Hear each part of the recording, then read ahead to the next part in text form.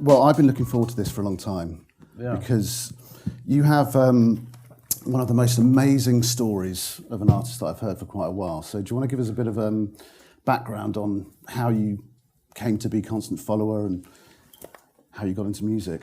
Sure. Well, yes, so Constant Follower is a band. We're based in Stirling in Scotland. And we just released our debut album on Shimmy Disc, which is a sort of kind of legendary, I don't like to use that word, but it really is this sort of label in America. All these bands like Low, Bonnie Prince Billy, all of that. But quite often when I tell people that we've just released our debut album, they look at my beard and the grey hairs in it and they think, okay, you know, quite old for a debut, but there's good reason. When I was 17, I was playing music as well. I was about to record my debut album. I was walking home one night and I got attacked by a gang. And it left me with really quite significant head injuries and paralysis in my body. So it took me pretty much 20 years to recover from that. I started writing songs 5 years ago. And this album is the result of these songs. The first song on the album was the first song that I wrote. The second song on the album was the second song I wrote. That's incredible. So you came to it quite late, but you were kind of playing guitar when you were a teenager and things like that, but it just took, you had that gap, obviously. Yeah, a large gap, yeah. So if we can kind of just sort of delve into your creative process a bit, like how do you, when you start writing, what are you thinking about and what's your inspiration? I think for me, there's this blog called Songwriters in Process. I don't know if anyone's familiar with it, but it's a really good blog and it's got all of these big songwriters from around the world. And they all talk about simply their process, how they go about it, writing a song. And the thing that I've read every single one of them, and the thing from that I've taken is that there is no process. Everyone has their own individual process. So with me, what I used to do, initially I sit down and I'd write a few words, play the guitar, and a song would kind of form around that. But after those initial songs came, I found that I had to be much more structured in my approach. So every day now I get up and every day I play the guitar, one of the first things I do. And once or twice a week, when it's all quiet, I'll sit down, today I'm going to write a song. And I think the main thing is to be practiced, but to make yourself available, you know, for the songs to come. For me, it's like this thing that everyone says, the songs come from God or from the ether or whatever, and I used to laugh at people when they said that before I started writing songs, but it is, I don't know where they come from. It feels like songs come fully formed to me, you know. I sit down with the guitar and I'll just start playing and words will start coming and I'll write the songs as I go almost, you know. So do you hear these songs in your head, or do you kind of have to have the instrument there to help you? I mean, how does it? I don't hear the songs in my head at all. I've not got a musical background. I don't have any I didn't study music or get lessons. I don't hear the songs in my head at all. But what seems to happen is just that when I make myself available, when it's a quiet space and I've got a few hours and I'm well practiced on the guitar, things just seem to start to come, you know. But I think it's making yourself available by being very practiced and sort of being disciplined, you know, saying, okay, I'm going to sit down and write a song. I don't think that there's magic in it for sure. However, I think that making yourself available is the most important thing. Yeah. And wasn't there a moment where you actually took yourself away from kind of your daily life to go and actually specifically give yourself that time and space to create? Yeah. Well, after I'd written the first album and that was all released, it'd been quite some months, maybe like 6 months since I'd written a song, and I was feeling like, oh my God, how did I write those songs? How did I write a song? How did anyone write songs? I was really panicking because I was thinking there was some sort of thing missing. I'll never be able to do that again. But I spoke to Creative Scotland, who are the kind of main funding body in Scotland, and asked them for some support. And they gave me pretty much 2 months worth of time to go away just to write. So I went in the middle of COVID, I went to a friend's holiday house and to write songs. And the first few days, it was just a nervous breakdown. Nothing was coming. I was sitting there for hours, like really pushing. And then on the fourth day, I got up and I decided I wasn't going to push. I was just going to sit and play my guitar and wait and see what happened. And almost right away, the first song came, then the second song, then the third song. And it's just about, I think there's such a big thing about not pushing too hard. When you push, it's like the song seems to get further and further away. The harder you push, the harder you try. And also, for me, being completely honest with yourself, you know, like not, oh, I'd like to write a song that has a bit that's like that Fleet Foxes song, you know. As soon as you try and start doing things like that, it loses its sort of genuine quality, and again, the song gets further and further away and becomes less of a good thing. The more honest you can be, and the more direct with your lyrics as well, not trying to be clever, you know. For me, that's how it works. Yeah, and that's a really interesting point actually, because a friend of mine, he's a decent composer, and he says that he doesn't sit the piano until he's heard a melody in his head. Mm-hmm. So, but once he hears that melody, then he'll sit down and then he'll try and pull everything together. Yeah. But he said he's had 2 months where he's just like nothing's happened, and you start, as you say, you start worrying, you start putting yourself under pressure, and I think it's important to realise that if you are a creator, if you are an artist, it will come. You just have to have patience and wait for that right moment.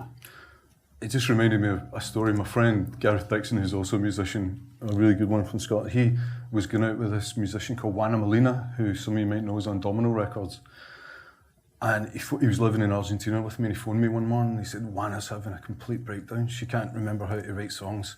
She's crying, I don't know what to do. And it was like 2 weeks later, she'd written this album, I think it's called Seguro, I can't remember, but this is her biggest album of all time, you know, and it's like hugely successful. Yeah. There's something about, you know, you need, as an artist, you need to be prepared for these moments where there isn't anything, and you need to not worry about it too much, you know. It will come eventually. Don't beat yourself up if you're going through a sort of, you know, people call it writer's block, but I don't believe there's any such thing. I think you've just got to, even in those times where there isn't a good song coming, you still keep playing your guitar, keep playing your older songs, and keep going. And eventually, whatever this thing is, where songs come from, if it's just within you, I don't know, it will come if you just keep plugging away. Yeah, yeah. So, as you mentioned earlier, you're on Shimmy Disc. You've been to South by Southwest. Can you tell us just a little bit about South by Southwest and your experience there? Well, yeah, I mean, South by Southwest, huge festival in America. You know, it's pretty much the festival to go to if you're on the cusp of being signed or looking to develop your management or your team or whatever. You know, it's a sort of supposedly industry-facing festival, but there's a lot of people, punters there as well. But yeah, we got invited to go from the booker, and I'd sort of heard of it, not that much, you know, but I looked it up and I was like, bloody hell. So went along, played 4 shows, and it is just the maddest place. You know, it's in Austin, Texas, and the bands don't get a sound check, so you've got, basically, you turn up at the venue, the last band finishes, and you go up, plug in, and play, which suits some bands, you know, it suits kind of like your punky bands and all that, but the music that we're making is very quiet.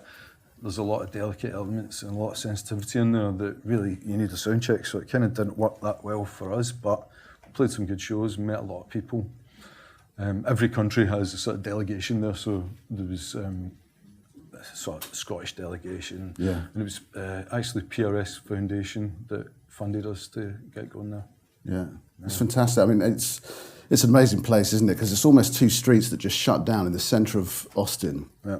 And every door you go into is a venue. There's gardens that turn into a venue. Yeah. And it's just it's an amazing experience to go. I mean, you know, if you do get a chance to go there, I'll just take it. But grab it. Yeah. It's and as you say, it opens up a lot of opportunities as well, and you get in front of people, especially open yourself up to that US market as well. Yeah. But how did you get there? How did you? Because you can't just rock up to South by Southwest. You have to. There's a process to it, isn't it? How did you make that work? Well, I think we were fortunate because we were approached by them. But most of the time, you put in an application form, put your best music forward, and sort of that's how you initially get your foot in the door. The biggest hurdle for us, of course, was money, because we're a small band. It's not making a lot of money. We've got we don't play that many gigs at the moment because we're recording, so we don't have any money in the bank. And that's really where these funders come in, you know, like PRS Foundation, people like that. If you get an offer to play at South by Southwest, it's pretty much like the door open to the funders, because they, if you're the quality that you've been asked to play, then they're, as long as you can put in a half decent funding application, they're pretty much going to support you. Yeah. And we were very lucky. We got a lot of support from those guys. Paid for our flights and our hotels, and yeah, fantastic. We'll touch on funding in a little bit, actually. But what other highlights have you had so far then? Because obviously you've had a number of a lot of support in media. You've had radio support. You've had Six Music support. What are the other highlights that you've experienced so far?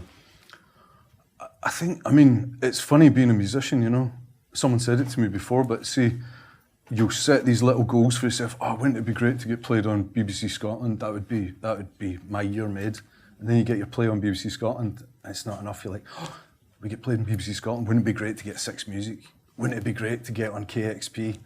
And your sort of goal just keeps changing all the time. You know, there's always something bigger. There's always a bigger venue to play. There's always another band that you want to play with. So for us, it's just, the highlight is absolutely getting the music out there, you know. And I was wondering, what is this all about? When will I be happy? How will I know if it's been a success, the record? And it done well. It got great reviews everywhere, best albums of the year in 17 places, you know. But the thing that really hit me was just the first email I got from someone that bought the album and loved it, you know.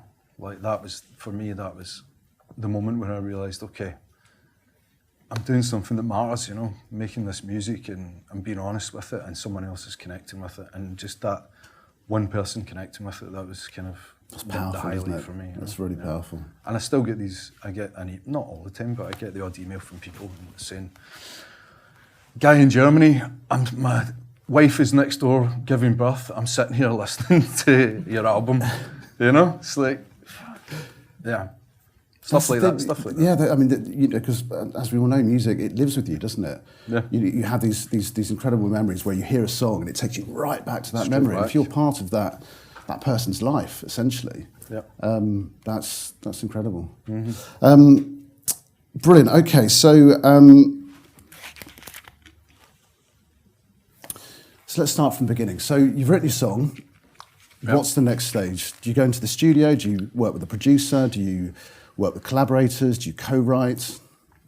I mean, the beauty in music is collaboration. You know, this is where the magic comes, I think. There's very few people that sit in a room on their own and make beautiful music without any input at all. So for me, collaboration's where it's at. I write the songs. I've formed a little band around me of really good musicians from the local area. So I take the songs to them, we sit down, we kind of work out arrangements, get them good, and then we tour them, you know. Then we go out on the road, play them to people and see how they go down and see how folk are responding to them. The songs change over time. And then into the studio. I think it's a mistake to write songs and go directly into the studio. I think you really need to let them live for a wee while on their own, and because they do change, and you realise what bits of them are. Wow, it's that bit gives me that feeling. You know, this is when I'm writing a song. I'm always looking to feel that excited way that I feel when I listen to someone that I love. That's when I know, okay, I've done it right. That's good. It's when it gives me that sort of feeling in my belly, you know. But yeah, so write the songs, play them with the band, tour them a wee bit, you know, play around, then into the studio. And I think in the studio, so many of you guys that are probably at the college, you know, you're engineering yourself and then recording, writing the songs, engineering yourself. And I just found that so difficult, you know, to go between those two brains, the engineer brain and then the sort of creative artist brain, that you're sitting at the computer, set it all up, then go over and start to play. And something's not right back over at the computer. You know, I found that really just broke the sort of magic in the whole thing. So started working with just an engineer who's sort of just there recording, doing all that stuff that I would do. And then for me, you can mix your own songs and you get them the way you want them. But see, at that stage, if you bring somebody else in that's completely new to it, you know, the songs change again. I think there's some magic in that. So I'm always working with a producer, you know. On this record, we worked with, on the last record, with Kramer, who's also the owner of Shimmy Disc, and he took all of my stems, took all of my my guide mixes, and then off he went for a couple of weeks and completely changed them. And then there was a fight where I tried to get him to change them back, and we sort of met somewhere in the middle, and actually it made this. That's the thing about working with a producer, never email them the day that you get the files from them, never email them, you know. Sit on them for a while, learn what they were trying to do, try and hear what the producer was thinking, what he was trying to do, she was trying to do. My mistake was I responded instantly, you know. Got the songs, listened to them, hated them. You're emotional, you know? and you just want to react. It's like, no, this is wrong. But one of the mixes that I made him change, I have the mix that he did, and I go back and listen, and it's better, you know. It would have been better on my record, that one that I had turned down. Yeah. So I think you've got to, with this, you've just got to give it time, let it lie, you know. So I think that's a really good point, because you need that outside perspective. You need someone to be to come from a different point of view, because it's very hard to kind of quality control your own music at times. Yeah. And I've had experience that with artists as well. They write demos, and you fall in love with the demo, and you think, oh my God, this is brilliant, because you've been listening to it, you've worked on it, you've put it together, and it sounds really good.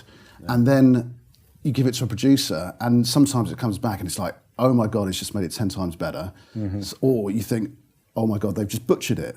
Yeah. But it's important to have that dialogue and that conversation with someone else who you respect and who you trust, but can also kind of try and just bring the best out of a song. And of course, it's all subjective, isn't it? So it's you know, no one's right, no one's wrong, but it's what you feel does justice to the song. Mm-hmm. I think. Yeah, fantastic. Okay, so you've recorded the song, everything's done. Mm-hmm. What's the next stage? How do you choose the right distributor if you're doing this yourself? Okay, well, I mean, of course, there is such a choice of digital distributors now, you know. You've got CD Baby and Ditto, who you should avoid like the plague.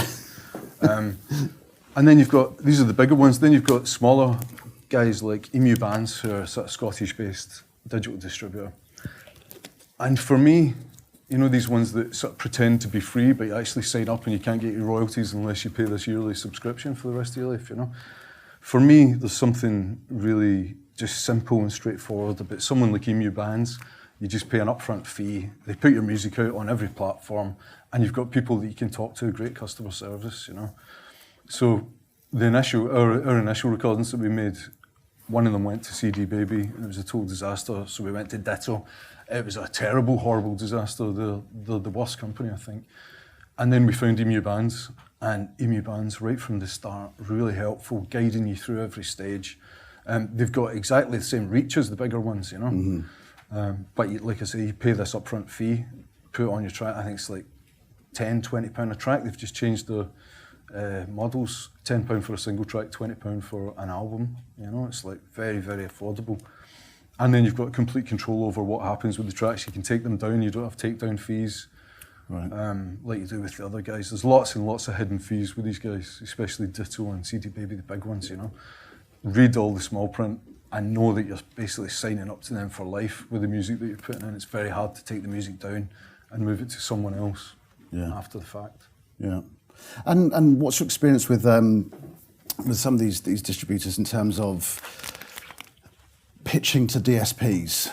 Is that something that these distributors can sometimes help with, or not? Because I mean, a lot of artists find they'll upload a track and it literally is just kind of hope for the best that you get some editorial support from some of the streaming partners. What's your experience of that? So the distributors have connections with the people that are looking at the pitches, you know. What Tom's talking about is when you upload a song to Spotify, you get an opportunity to put in a small pitch to try and get an editorial playlist. And getting an editorial playlist is the difference between your song getting 100 streams or 100,000 streams. You know, it's like a big, big deal. Some of the digital distributors, like Emu Bands, they pitch for you, you know. So if you're on a pro account, which I think is like 20 quid a year or something, it's nothing. They'll pitch for you, and they are connected to the people that are reviewing the pitches. So it's a great service. Otherwise, you should always pitch songs yourself. Be aware that if you upload an album, you only get a chance to pitch one song from that album. And you can't pitch any other songs. So it means that if you upload the whole album at once, only one chance to pitch a single song, which isn't ideal, especially if you're a sort of singles band or whatever. So actually there's this, we'll talk about the model about, to get around that, there's a model called waterfalling, if you've heard of that. The idea is that instead of releasing it all at the one time, you release each separate single, pretty much release the 10 songs from the album, say one after the other. But not even that. You release the first song, and then when that's been out a month or so, you release the second song and the first song again, the two of them at the same time. And then the third time, you release the third single, the second single, and the first single. So each time, you're combining everything that's been previously released with the new release. And what that means is, when it gets up in front of people, they listen to the whole thing. And your stream count gets, because if you're using the same ISRCs and all that, your stream count gets joined on basically to the new one, and the original one disappears, but you still keep your stream count. So it's building, but every song you release, you get that chance to re-pitch. To pitch, yeah. And increase chances. And you should pitch every song, because you don't know. This is another thing about being a musician. You don't know which one of your songs really is the one that's going to grab people until it's out, you know. You might think, you know, oh, this is my best song, but it's not really like that. So even the songs that you don't think are particularly winners or whatever, or maybe a wee bit of a filler, if you could say that, pitch them. Yeah. You don't know who's listening to it, you know, just pitch. And see if you can get onto the coffee time study playlist or something like that with one of your tracks. The mood playlists. The mood playlists. They churn streams, don't they? Yeah. You get on those. This is my mate Gareth Dixon that I was talking about. He's released many records on great labels. All of his money comes from mood playlists on Spotify. Yeah. That's another thing. Always release your instrumentals as well. If you're a band that's doing folk music or indie or anything, release your instrumentals, because the instrumentals can find their way onto these playlists as well, you know. Fantastic. I mean, I heard a frightening stat the other day. It's probably it's quite common knowledge, but apparently there's 60,000 songs being uploaded every day. Every day to Spotify. Every day. So how do you rise above that noise? And you know, it used to be, you could say the cream rises to the top, you know. But now there is just 60,000 songs a day. How do you get yourself heard in amongst all of that noise? Yeah. So is it, I mean, for new artists, is it a volume game? Is it quantity over, I don't want to say quantity over quality, but is it quantity? Because the other interesting stat that I read in the same article was that, so there's 8 million active artists on Spotify. Wow. So there's 8 million, but only something like 2.5 million of those have actually got more than 10 songs on their profile. Yeah. So if you're an artist, if you keep going, if you keep working at it, keep putting your best songs out, if you have 10 songs, an album's worth of songs, something like that, you're already beating the numbers. You're already kind of in that top 30% of artists. So you've just got to keep going, haven't you? You've got to keep being motivated and keep working and keep trying. Well, Spotify would have you releasing daily if they could, you know. They want quantity. And you do see a difference. I mean, it's a good idea to take the vocals off your tracks and release them as instrumentals as well. It gives you, it's more material up there. But I think at an early stage, you've got to really know who you are as an artist. You've got to say, okay, am I an album artist or am I a singles artist? Am I going for BBC Six Music or am I going for Radio 1, you know? Yeah. And that really dictates what you're going to do with your music. So if you're an album artist like we are, you should be focusing on Bandcamp and physicals if you want to do physicals, you know, but Bandcamp and that sort of model. If you're a singles artist, it's all streaming, it's all Spotify, you know, getting a single out a month, you know. Yeah. So you've uploaded to Spotify. Yeah. What's the next stage? You've mentioned earlier how important funding has been and applying for funding and having that support in terms of helping your career steps. Yeah. What advice do you have in terms of that? Because it's not a straightforward process. Yeah, I think, so funding can be really confusing, you know, especially for your first funding applications. They can be quite long and daunting. But all of the funders now, they've sort of simplified their process. I don't know about creative, the English one, but Creative Scotland, they've simplified the process recently. To get funding, you need to have some sort of a track record. So before you go for funding, release a couple of songs, get some reviews, put the work in to get a bit of, just a bit of background track record. Then funding's the way to go. There's so much funding available at the moment because of COVID and the recovery from that. Help Musicians is a fantastic resource who've really supported us all the way along. They have several funding streams. So they've got sort of funding stream for touring support, a funding stream for recording support, and they also have funding for sort of medical needs and things like that. If you have an injury, they'll support you through that. But their process is incredibly straightforward. It takes a couple of hours to put in an application, and really, as a musician, there's no excuse to not put in an application. Yeah. Because if you can get that money from these guys to make a good recording that's not coming out your own pocket, or to make fantastic videos, which is so important nowadays as well, to have the kind of visual element, really, really good, But for me, it's Help Musicians was one of the main funders for us. Creative Scotland, the PRS Foundation have funds available now. They've got an open fund, and they've got funding support for new albums, new works and things like that, But when you're going for your application, cut the crap, that I think that is the best advice I ever had. Was they get these applications all day, every day for we're the best band and blah, blah, blah. They don't want any of that. The two things that funders are interested in is the quality of the music and the route to market. So they just want to know that it's going to go somewhere, that their funding isn't just going to disappear into the void. So those are the two things you need to really, if you're self-releasing and the plan is to make records and self-release or self-release digitally, you need to really go into detail about how you're going to do that to show that you know what you're talking about. Yeah. So you have to have that plan. You have to have a really solid strong plan, yeah. 18 months, 2-year plan sometimes. Mm-hmm. And because and as you say, because they want to see that money that they're investing is going somewhere and doing something. And as we discussed, once you secure that first round of funding, and if it goes well and you have tangible results to show them, I went to South by Southwest. I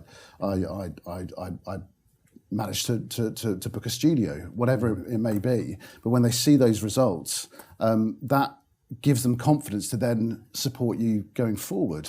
Absolutely, yeah. They want to back a winning horse. Yeah. So see if the hardest thing is getting funding the first time. See, once you get that, you get lots of knockbacks. Everyone does. Maybe you'll be a lucky one, but once you get that initial funding, you go to Creative Scotland, Help Musicians funded me, blah blah blah. Look at how it turned out. It's a much more attractive prospect to get funding from other people when you've got funding. Yeah. And you know what works for me, actually, I get a few knockbacks. There's tiny little funders. There's people like the John Oppenheim Downs Fund, Music for All, right? And they'll only give you maybe £500 or something towards a new instrument, whatever it is. But see, when you approach your bigger funding application, you say, look, I managed to secure this funding from these wee guys. It just sort of puts a seed in their head, like, other people are funding them, I'll pay more attention to this application or whatever it is. And to put this into context, you've got a PR team in the US, obviously you signed to a US label, PR team in the US, you've got PR team over here in the UK, you went to South by Southwest, all of these things, ultimately that's pretty much stemmed from funding. It's all funded. It is all, every penny to do with PR and making the record was funding, making the videos was all funding. Yeah. There's no money in music, let's not pretend that there is. So how do you do these things without funding? Well, until you're at a certain level and you're getting a good fee for every gig and you're playing gigs all the time, you're just not going to have money to do these things without accessing funding. Yeah. And the funding's there, and they want to fund you, they're trying to fund you, they're not. So you've just got to give them the reason. Yeah, yeah. So you got your funding. Got our funding. You got your music done. Yeah. How important is the story, is the narrative of for an artist? It's key. I'm lucky because I have this shit story, but the story is actually it's really good for PR because folk are interested. But you need to two things. You need to find out, first of all, okay, what am I all about? What do I stand for? What is this music about? And sometimes that's not very clear. But you need to, if you don't know who you are and you don't know who you're sort of going for, then it's going to be very hard for you to then pitch to other people or to connect with the right people. So you really need to know who you are. And then... And who your audience is. And who your audience is, absolutely, yeah.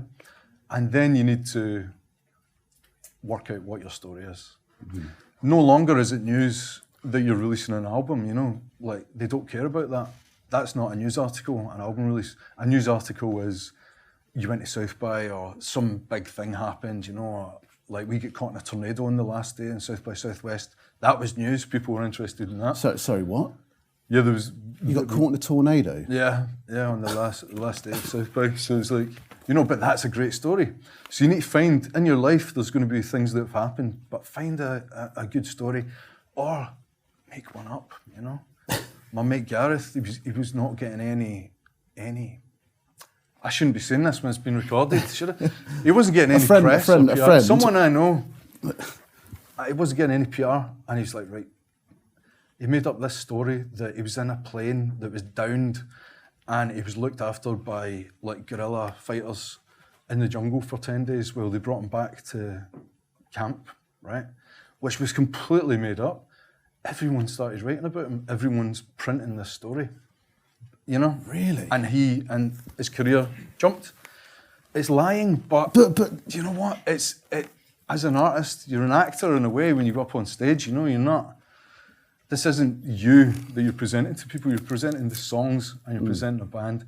It's okay to, you know, embellish. But that's the thing. Okay but if 60,000 songs are being uploaded every day, you do have to cut through the noise, don't you? You have to figure out what's going to separate you from the pack, what's going to separate you from similar artists. And as you say, I believe that if you're writing good music, it will get heard by someone and it will get through. But to help it on its way, you do need those other angles. You do need those things that PR are going to pick up, that media are going to write about, so that they've got this great music, this hopefully a great visual to go with a fantastic story. And then suddenly you're giving yourself a chance.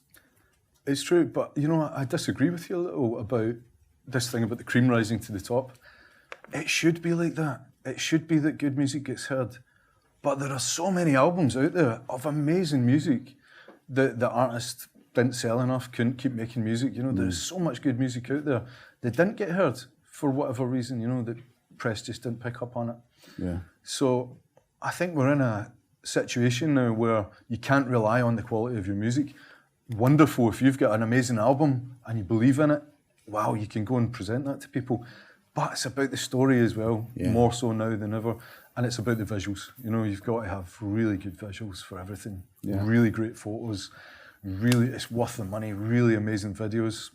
You know, it's so important to get that all sorted. I think that's actually something we should just briefly touch on as well. Is a number of artists that I've worked with over the years. A lot of the successful ones, they just have this drive. They have this hunger and this drive, and it's not desperation. It's just this drive to be successful. And I often say to people that there's certain artists that I work with, if they weren't musicians, if they weren't doing this, they'd probably be running their own startup or they'd be running their own successful company, because that's the kind of people they are. They chase everything, and they're thinking constantly, who can I approach? What can I do here? What's the biggest thing that I can get? And then work backwards from there. Mm-hmm. And that's something that I've seen what you've done. I mean, you reach out to people, you don't give up, ultimately. Mm-hmm. You keep going. I think you've just got to swallow that part of you. You know, I'm not a natural communicator, really, with... like at South by Southwest, there's all these industry people, and it's not my bag to go up and, hey, I'm MacAll from Constant Follower, and you should listen to my music. Man, that's so awkward. But you need to swallow that part of you and just, you know, you've got to reach out to people. No one else is going to do it for you until you get to a certain level, you know. Yeah. There isn't some magic person that's going to come, hear your music and work for you, you know. It just doesn't work like that anymore. You've got to put in the work. And you've also got to be a jack of all trades, you know. There's so many different things to do. I mean, you could spend your whole life doing various tasks for the band, you know. emailing people. You could do that forever, but you've got to sort of try and work out, okay, what are my main goals here, and target them one at a time. Don't get too scatty. Yeah. And so another question I had for you is what are the DSPs, what are the streaming partners looking for in terms when they're looking at a new artist? Mm-hmm. Are they looking at your social numbers? Are they looking at what you're doing on TikTok? What is it? What sort of levers can you pull to increase your chance of getting support? Truthful answer, I don't know. I think my belief is that for these playlists and the things that you're pitching for, is that it's the quality of the music. But they say you need, how many words? 300 words or something you get to put in that little pitch. Yeah. And you're supposed to tell a bit of the story, I think making yourself seem like a real human and humble, I think, is a good starting point. Yeah. But I think the people listen to the tracks. They don't listen to the whole track, they skim through like everyone does. Yeah. But I think, I still believe, hopefully, that it's the quality of the music that they're after. That, yeah, I don't think they're sitting looking, okay, well, that's quite good, I'll go and look at his Facebook and his Instagram. I don't think they're doing that for that. Definitely for funding and for, if you write to a label and say, oh, I love your label, I'd like to talk about releasing, the first thing they do is they go on your socials and look at your numbers. And they're not wanting to see your numbers, they want to see your interaction, how alive it is and what people are saying. So it's important for that, but I think pitching to DSPs and hopefully it's the quality of the music. Yeah. And and you can tell them, that's a good thing as well. Say, this is the playlist that I think this song might fit with, so that it's already in their head. Oh yeah, that could fit on the Scary Folk playlist or whatever it is. Going to discuss kind of the importance of social media and building your audience. A number of labels, I get the impression they want to have everything on a plate. They want the artist to basically do all the hard work, build their audience, build their profiles, have the music ready so that they can just come in and say, yeah, great, okay, you've now got 1 million monthlies on Spotify and you've got 50,000 followers on Instagram. Great, we'll sign you. But how do you get to those numbers? How do you build those numbers? And also, how important is TikTok now? Because TikTok has become its own DSP. But not every artist is the right fit for TikTok. They don't have the right personality for that. So what advice would you have? Well, my music's absolutely not TikTokable. It's the opposite almost. I think my advice for socials is, are you going to be a musician or are you going to be an admin worker doing socials? How many socials are there now? There's a new one tomorrow that everyone's got to be on. Pick one of them and just do it really, really well. And the other ones, keep in on them, but pick one social, do it really well. Focus all your attention on your own mailing list.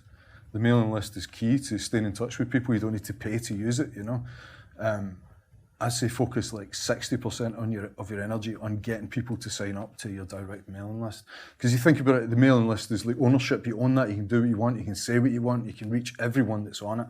Anyone that signs up to it is genuinely interested in your music. Yeah.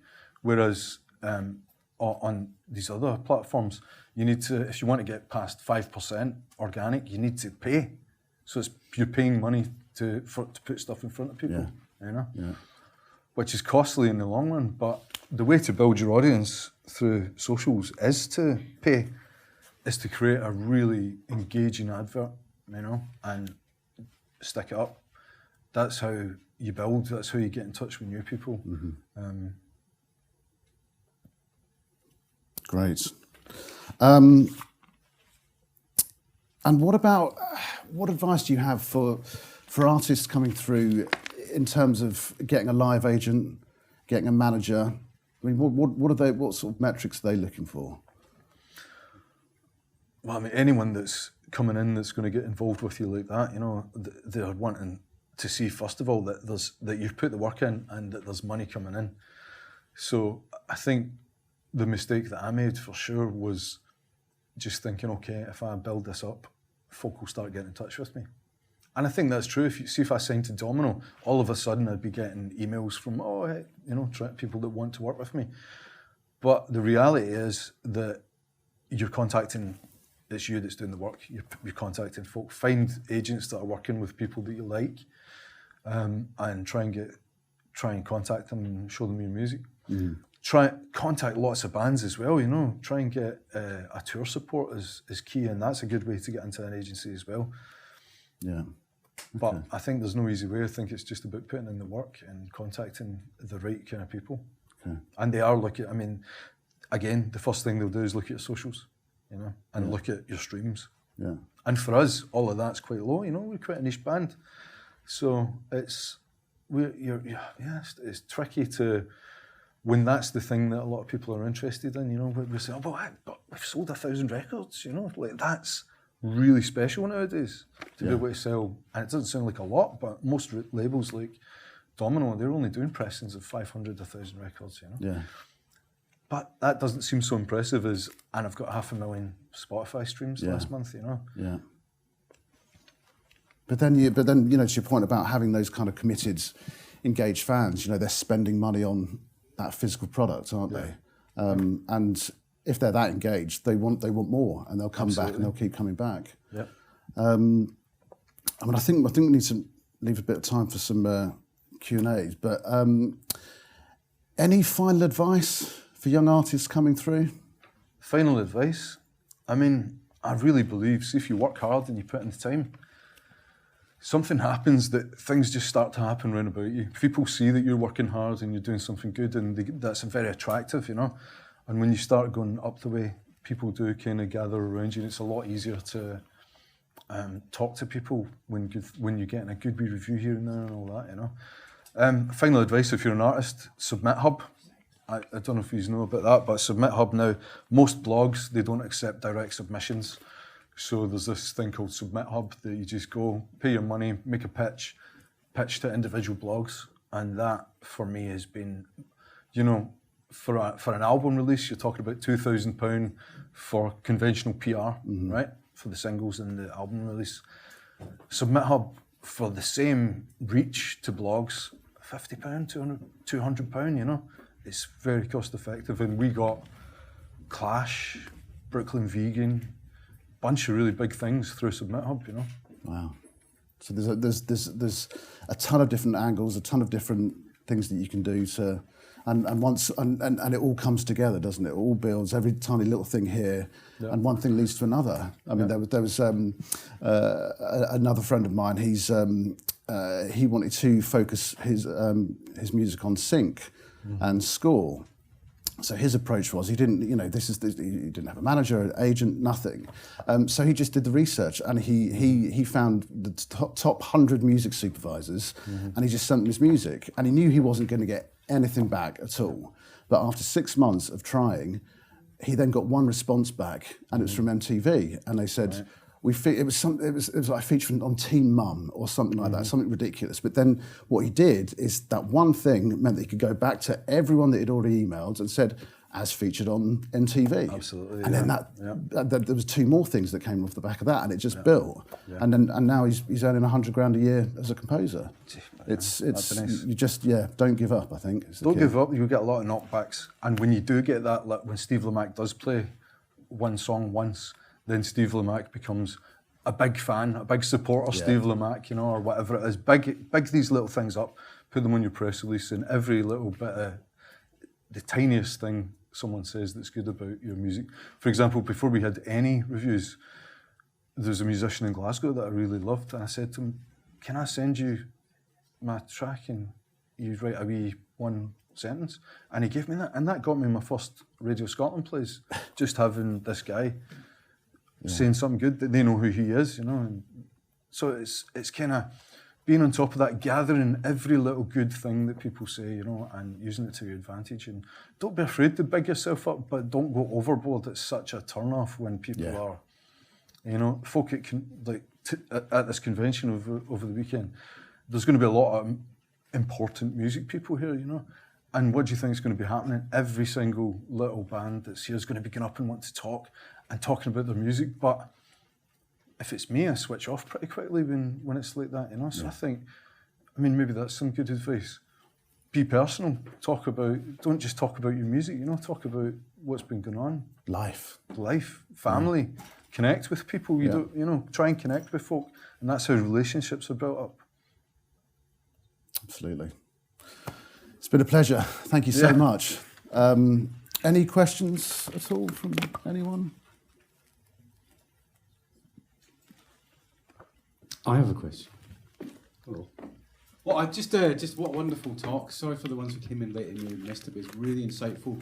But we have filmed it and we're going to be putting it online so you can catch up later. So that's to say. So just to have a round of applause for Tom and McAll. So we had our students who are teching this event and they're also curating our sessions today.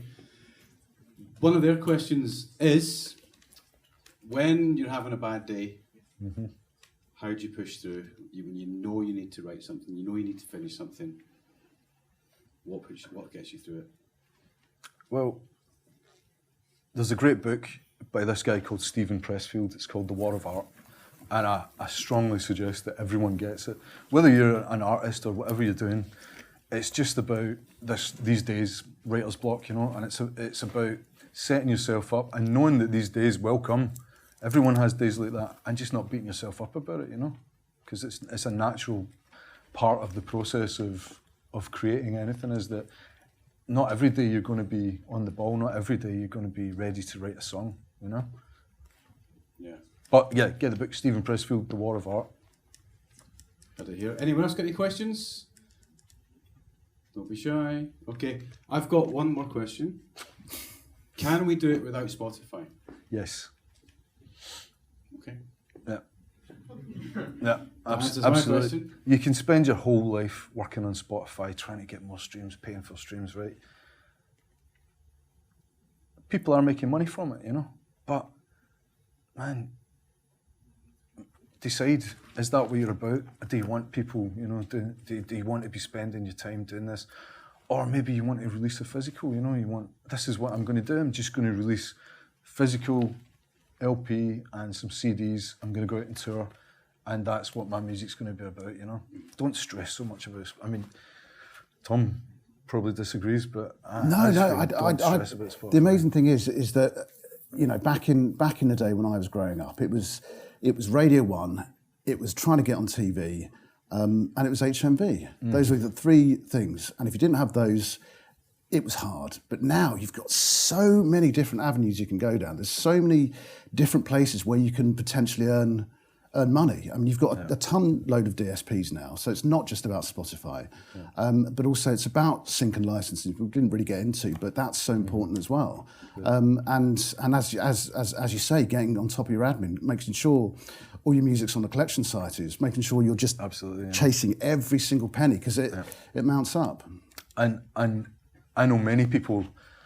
Josine Clark is a good example, who's a really well-known artist at the moment, and has been for a while. She ditched all her labels and she's just concentrating now on Bandcamp, and she has made an absolutely wonderful career on Bandcamp, you know. It's very easy now to do it all yourself through Bandcamp. Yeah.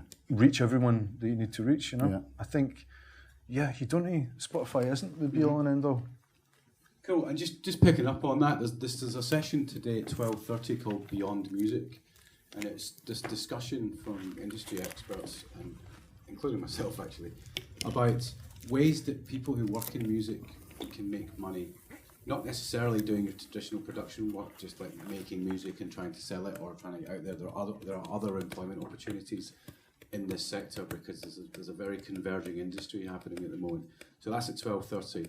And then at 11:30, which is our next session, is called Mic to Monitor, which is curated by our partner Sync Inspire, and that's going to be Jodie Thorne from Prison Sound, and that's a workshop on some audio setup and interfaces, so it's going to be really exciting. So that's back at 11:30. So thank you very much one more time for McAll and Tom.